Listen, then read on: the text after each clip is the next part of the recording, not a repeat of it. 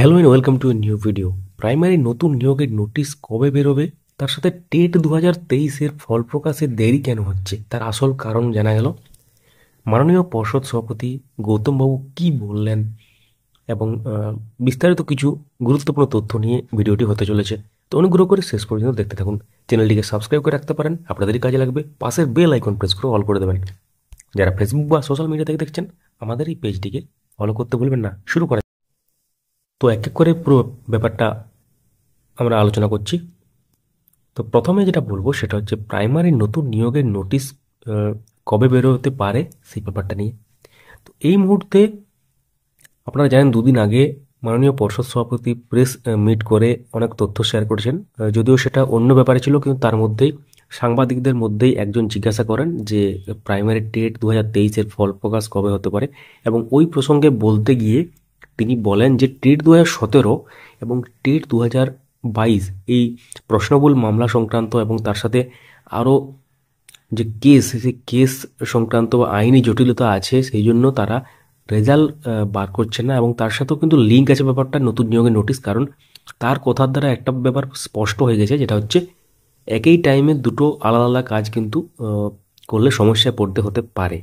কারণ যখন রেজাল্ট প্রসঙ্গে প্রশ্ন করা হয় তখন তিনি বলেন যে নতুন যে টেট 2023-এর যে ফল প্রকাশ হবে, তো সেই ফল প্রকাশের দেরি কেন হচ্ছে সেটা কিন্তু স্পষ্টভাবে এখানে উঠে আসে।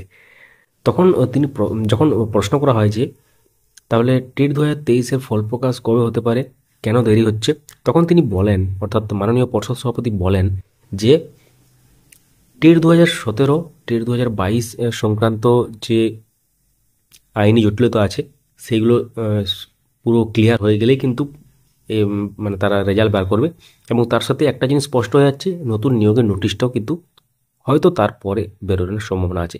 কারণ তিনি বলেছেন যে একই সাথে দুটো জিনিস করলে অনেক সময় সমস্যা পড়তে হতে পারে, যেটা তিনি আভাস দিয়েছেন এক প্রকার আর কি।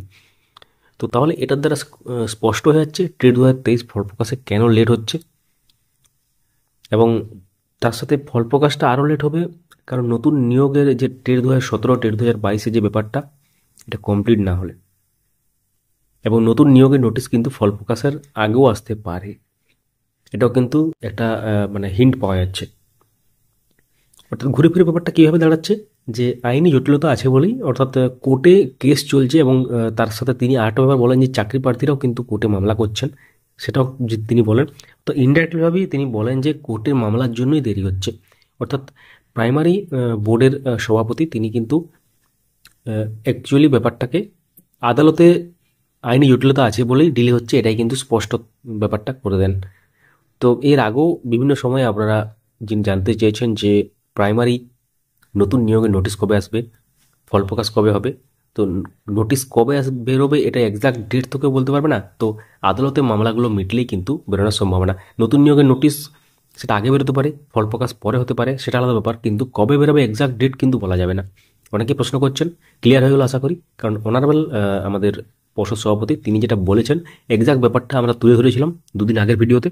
তো আজকে অনেকেই কনফিউশনে ছিলেন যে রেজাল্টের ব্যাপারটা কী হলো এবং তার সাথে নতুন নিয়োগের নোটিশ কবে বেরোবে, সেই জন্য এটা ক্লিয়ার করে দেওয়া হলো।